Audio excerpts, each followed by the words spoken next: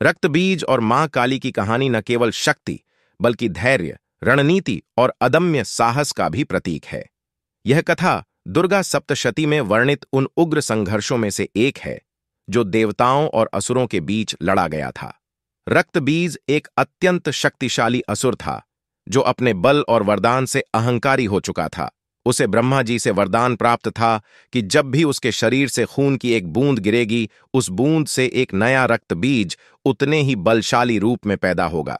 यह वरदान उसे युद्ध में लगभग अजेय बना देता था। देवता और आर्षि मुनि उससे बेहद त्रस्त हो गए थे, क्योंकि जब भी वे उसे हराने का प्रयास करते, वह और भी ज्यादा शक्तिशाली हो जाता। रक्तबीज ने अपनी शक्ति का दुरुपयोग करते हुए तीनों लोकों में आतंक फैलाया। वह देवताओं की नगरी इंद्रलोक पर भी कब्जा करने के सपने देखने लगा। देवताओं ने उसे कई बार रोकने की कोशिश की, लेकिन हर बार असफल रहे। वे देवी दुर्गा के पास अपनी समस्या लेकर पहुंचे और उनसे सहायता की प्रार्थना की। युद्ध का प्रारंभ। देवी दुर्गा ने उनकी प्रार्थना स्वीकार की और युद्ध भूमि में उतरीं। देवी दुर्गा ने अपने कई रूपों से असुरों को पराजित किया, लेकिन जब रक्तबीज की बारी आई तो समस्या बढ़ गई। जब देवी ने रक्तबीज पर प्रहार किया और उसकी रक्त की बूंदें जमीन पर गिरीं, तो हर बूंद से एक नया रक्तबीज पैदा हो गया। इस कारण से जितना रक्तबीज घायल होता, उतने ही और रक्तबीज उत्पन्न होते। एक सेना को हराना आसान हो सकता है, लेकिन जब हर प्रहार से शत्रु की संख्या बढ़ती जाए तो युद्ध और भी कठिन हो जाता है। डाका बार मां काली का आविर्भाव। इस चुनौती से निपटने के लिए देवी दुर्गा ने मां काली को आह्वान किया। मां काली, जो महाकालिका के नाम से जानी जाती है, प्रचंड, विकराल और अदम्य रूप धारण करके प्रकट हुईं।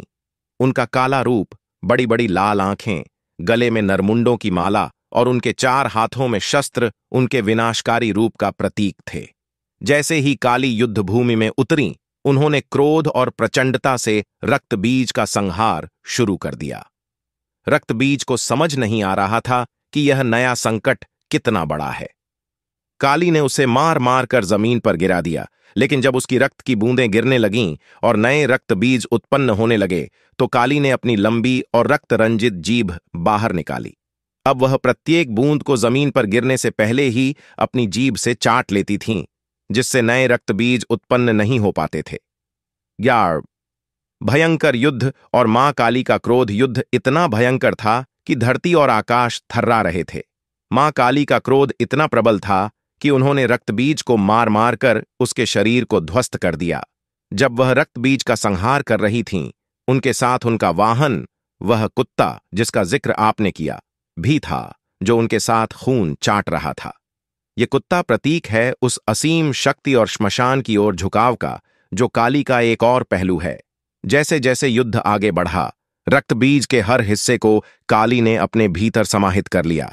अंत में रक्तबीज का संपूर्ण अस्तित्व समाप्त हो गया। अगार, युद्ध का अंत।